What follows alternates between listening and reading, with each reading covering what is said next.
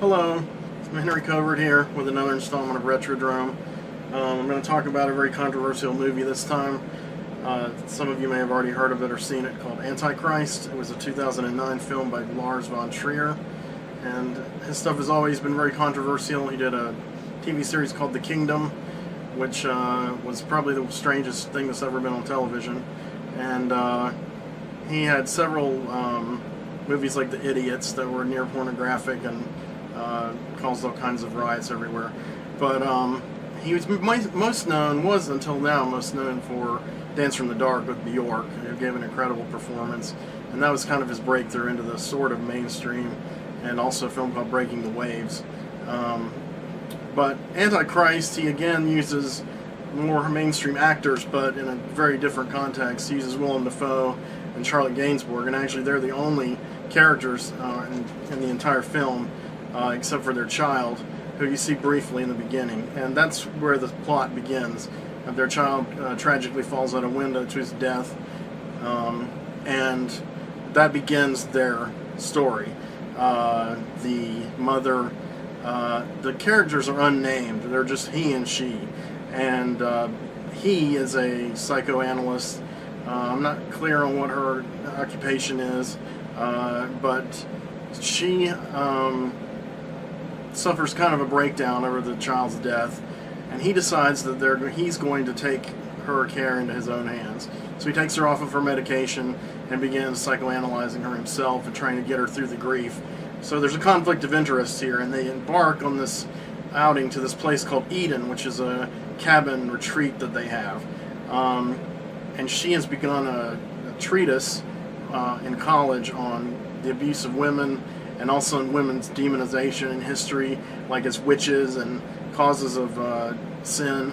And that's something that she has never really shared with her husband, and it's part of her character.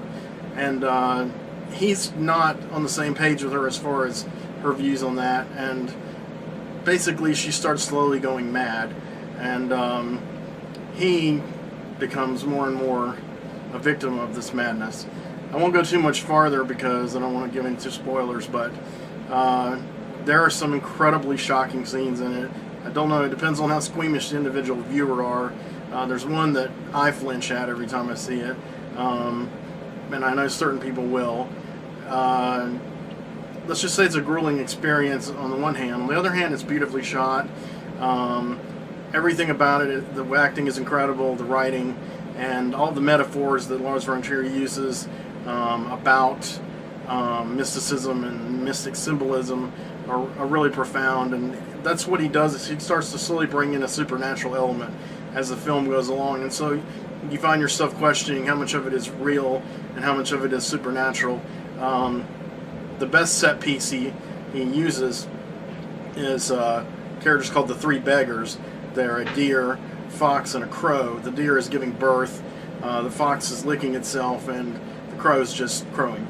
And the kind of classic internet meme clip for this film is one we'll put up on the site to accompany this, is where the fox speaks to Willem Dafoe, and you know, anybody who's remotely familiar with the movie will know what he says. It's kind of a catchphrase, but it's a powerful moment when it happens. I wanted to cover this because we had covered The Kingdom a while back, and we had been in touch with Zentropa, which was Lars von Trier's company.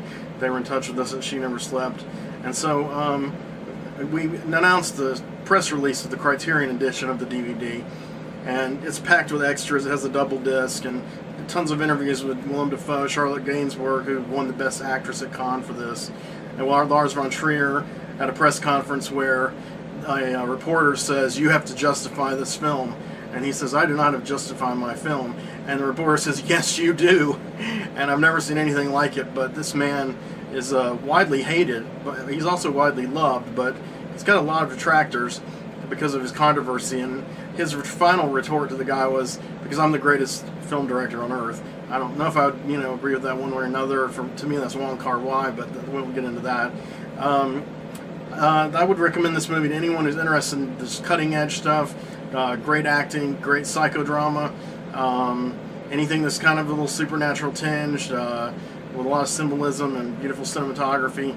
And I think I've been pondering for the next few installments and what I'm going to cover next, because this film is there's a lot of echoes of a film called Possession in this film, and I'm thinking about covering Possession soon. And I put up a few films on Facebook for people to vote for me to cover next, and the main response I got was, I've never heard of these films. So hopefully after the next few installments you'll have heard of these films. So anyway, we're going to go ahead and wrap this up. And yeah, we can put a poll on the website. It says She Who Never Slept behind the camera. Yeah? Yeah. Oh, okay. That's cool. Well, we definitely would like to do that then, because I'd like to know, I'm doing films that I'm intimately familiar with, so I can talk about them with some facility, but I'd like to know if there's things that people are curious about and haven't seen. I'd definitely like to talk with them about them on Retrodrome. And eventually one day we'll get to some books on Retrodrome as well. But I just want to take this time to talk about this great movie, Antichrist. Go see it, look at it on Netflix, buy it, etc. And the zombies here are going to say goodbye. And this has been Henry Covert with Retrodrome with She Never Slept. And take care.